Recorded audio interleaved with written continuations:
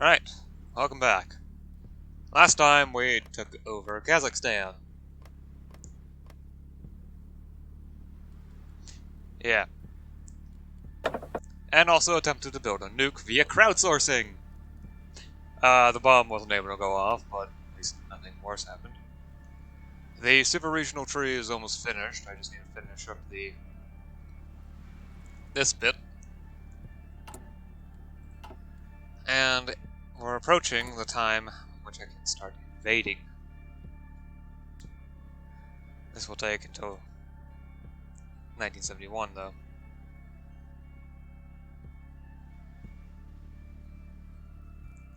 So, yeah. Additionally, the Iraqi Civil War is going on, and the oil crisis has erupted. So there's that that's going to need to be dealt with.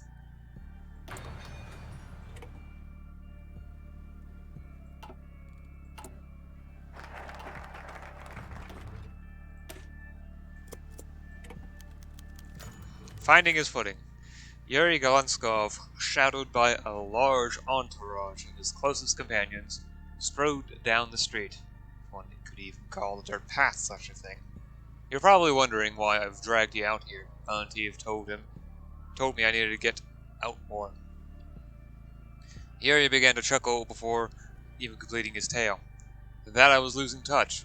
So here we are. He threw his arms in the air. Yuri knocked on the door to the decrepit shack 3 times and placed his hand on his hip. He waited, his click crowding the rickety wooden porch. No answer came. Yuri knocked again, this time harder. No response. With a sigh, he turned around to depart when the door to the hovel swung open. Who the hell are you? The man's eyes widened. Companion Kalanskov, what are you doing here? The kind greeting got a hearty laugh out of Yuri, who turned back to the door and extended his hand to the man. Spoken like a true Russian. Good evening, companion. I hope we didn't disturb you. The bewildered elderly man shook his head as he stammered out an answer.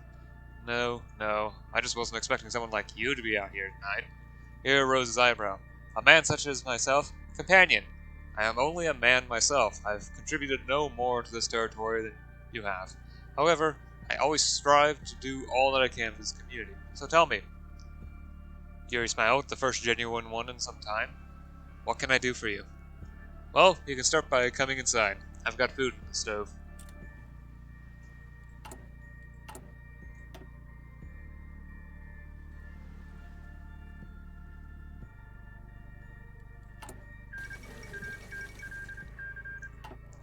Democrat victory in Spain. Surprising news has just emerged from the Iberian Peninsula.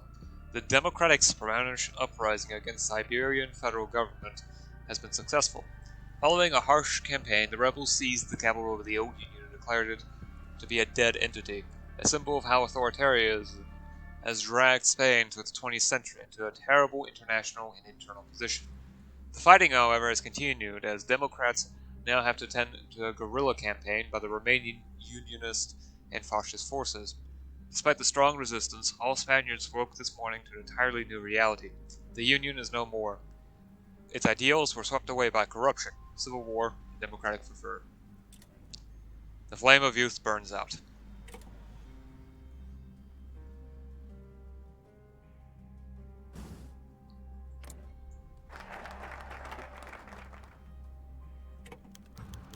Taking a step back. Yuri, you cannot be serious, Yevgenia bellowed, following behind Balanskov as he marched down the halls of the General Assembly. Valentiv, but not far behind. Yuri continued to walk briskly to the main meeting room of the Assembly, his oversized coat almost flying off him as he marched to his destination. I am not doing this to spite you, Yevgenia. This is a decision long in the making, not simply on a whim. I have always been weary of the General Assembly. Nothing is to stop another Stepanov from rising. Valentiv hastened his pace and stopped in front of Yuri, grabbing him by the shoulders. Companion Galanskov, I can't let you do this. I understand where you're coming from, but I can assure you that devolving power further down is not going to make anyone's lives easier. The General Assembly is fine as it is. Yuri shrugged Valentiv's hands off him and began to formulate a retort, but Yevgenia raced next to Valentiv and put her hands on his chest. Yuri, please. I know you're just trying to do what you think is right, but consider the implications before you act. This will make assisting those who need it most even harder. Yuri took a step back, letting his friend's hands fall down to her sides.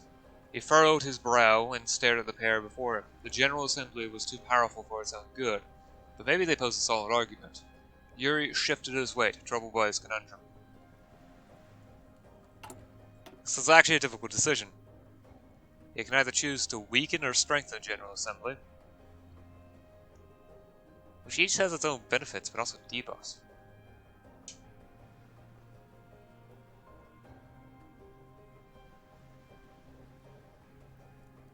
There's no such thing as harmless power. Sure, it makes it so that my political power gain is almost zero under normal circumstances. But why not? What could possibly go wrong? On your own in the wind. Sergei bounded his foot against the rotting wooden floor. He grimaced, looking out the window by the fireplace, of course. Outside, snow fell like tears from a weeping God. Perhaps God was brought to tears by the past 20 years. Could he blame him? Sergei knew his God was not only all-powerful, but also a caring God.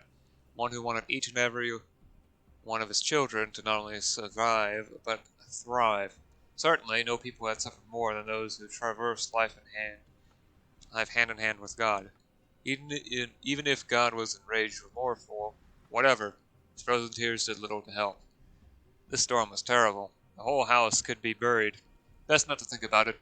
Sergei shut the blinds and turned around. Another storm was brewing, one inside his own home. Sergei's wife cradled his youngest son, while the oldest fiddled with the radio, his second son sitting adjacent. They had called out for relief hours ago, but no help came. Sergei added another log to the fire, just to distract himself. Sergei's oldest son threw his headphones off his head. Nobody's listening. There's no point to this. The young man marched off to his corner of the room. Sergei's wife shot him a worried look. Even if his son was overreacting, the prospect of being trapped in the wilderness with 3 boys was horrifying. As if on cue, the radio cracked a light. Sergei, did you call out for help? I'm near. And it is time to prepare for the invitation one. Okay, so I do declare war against Orenburg. That wasn't something I was certain of, so it's good to know that. Right, let's get the longest ones out first, because that's always best.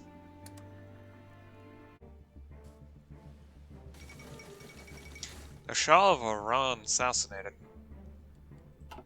In the midst of rising unrest across the nation, the Iranian capital of Tehran has now been placed under martial law following the shock assassination of Shah Mohammad Reza Pahlavi.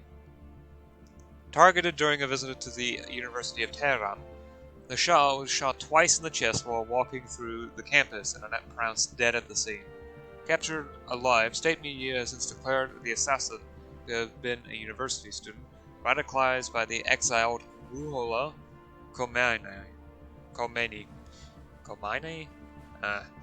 News of the Shah's death have provoked celebration across Iran, much of the nation having turned against the Shah over his so-called white revolution reforms.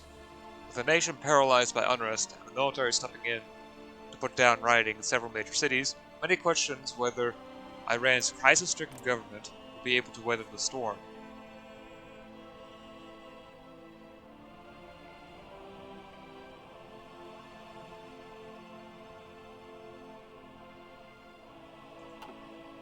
An uncertain future ahead.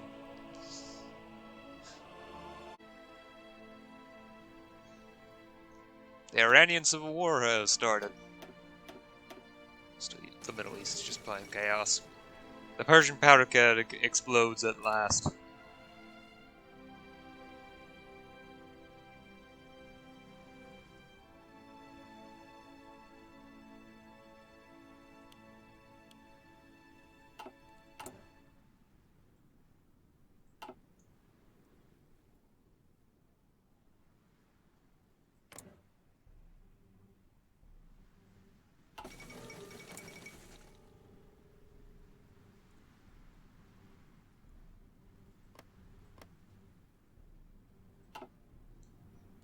Oh, the second night of the Long Knives. The black web of conspiracy inspiring all elements of the Reich had been lit aflame by the orders of the Führer Martin Bormann. Reinhard Gehlen's Ordnungspolizei has been mobilized and tasked with crushing all dissent within the Reich. Megacorporations, Christian institutions, disloyal Heer factions, and scheming party bureaucrats alike are being cracked down upon. The largest political, social, and cultural purge in recent German history. The bullets will fire, the ropes will snap taut, and Bormann's throne shall grow larger still. Always one death away from utopia.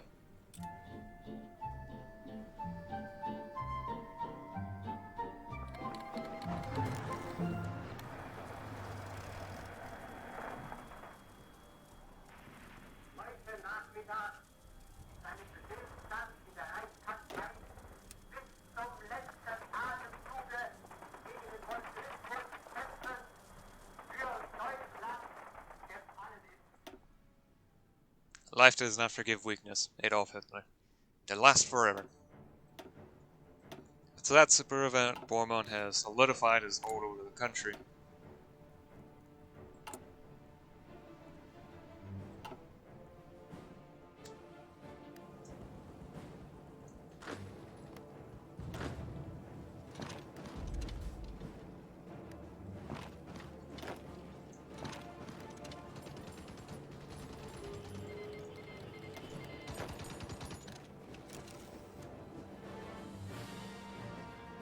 And there we go. That was Orenburg's greatest weakness. They're not able to core anything.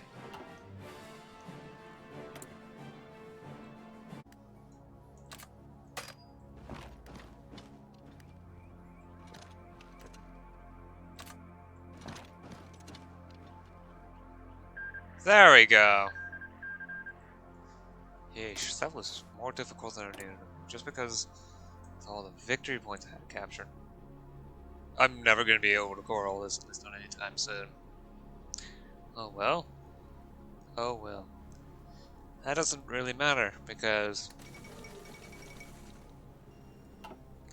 one nation and their anarchy.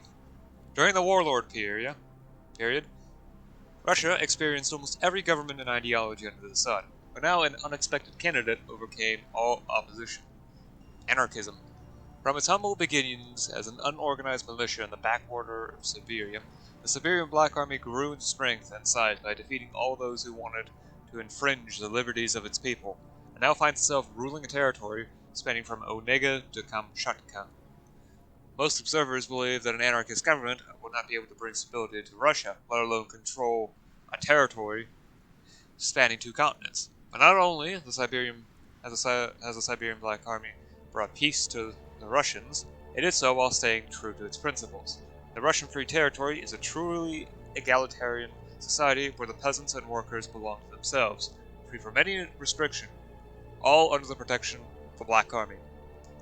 Seems like Mother Anarchy loves her sons.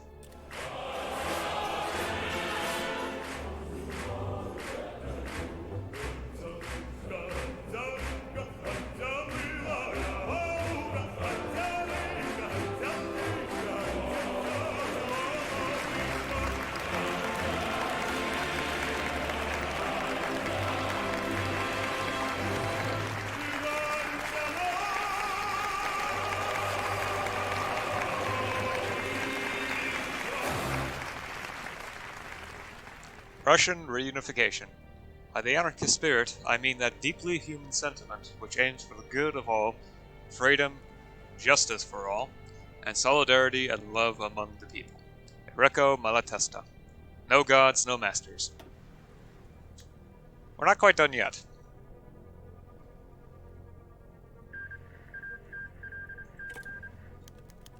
What's in a title? Bread conquered. Yuri Galenskov scribbled the title out. He always felt a deep attachment to writing from a young age. Where did it come from? He couldn't answer. The way his pen danced across paper told him he was gifted, that writing was a calling of his. Yuri liked to think that if he wasn't a revolutionary, he would be an author, or maybe a poet. He wasn't quite sure. Though he wondered if one could separate ideology from poetry. was on each poem, each story, an insight into the author, a window for others to peek inside of, but never to answer. Freedom has been found, the history of the Russian revolutionary movement. Yuri scribbled out yet another title. Therein lay his problem. Yuri had ideas swirling around in his mind, but struggled to assemble them, to make himself make sense. How was he going to make himself make sense to others if he did not make sense to himself? Companionship. Short and simple. The title seemed fitting. Yuri thought of the most influential works of the last century, the books that brought the world to its knees. Mein Kampf, Imperium, the Communist Manifesto. It's not what his book would be. No. Yuri's writings promised to extend a hand to the world, assistant rising to its feet. Yuri put his pen to paper, spurred on by a sudden wave of inspiration. Words began to flow out of his pencil until the introduction was completed. Yuri read back to himself. Chapter 1, The Working Men and Women of Kansk. So dusk approaches the new order.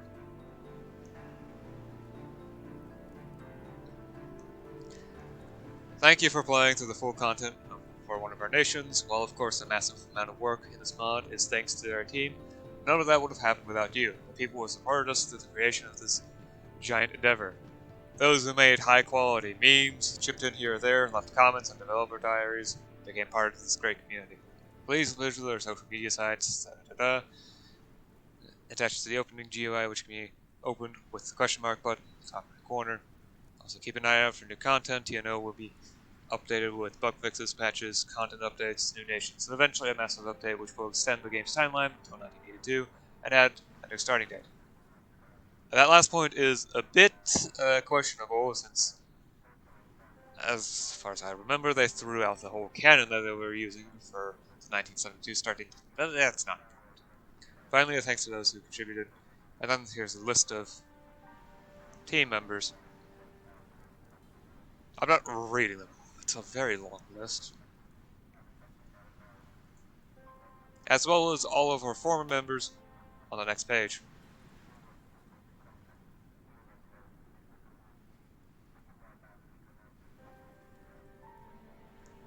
Very long list.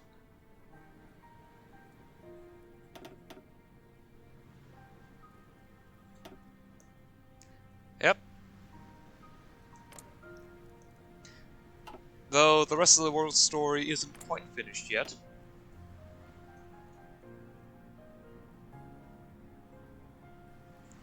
Germany hasn't quite finished their last bits of the focus tree. And the 1972 election hasn't occurred yet for the USA. And Italy also isn't quite finished with their tree.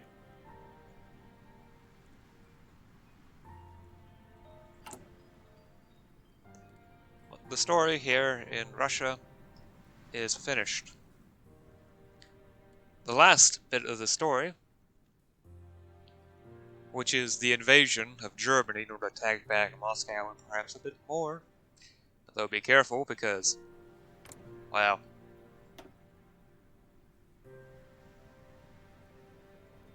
massive stockpile of nuclear weapons? Yeah. For now, that is all. It will be that way for a while. They would rather bring content to the rest of the world first before trying to extend to 1982. Anyway, I'll see you again next time in the next campaign, whatever that may be. So, until then.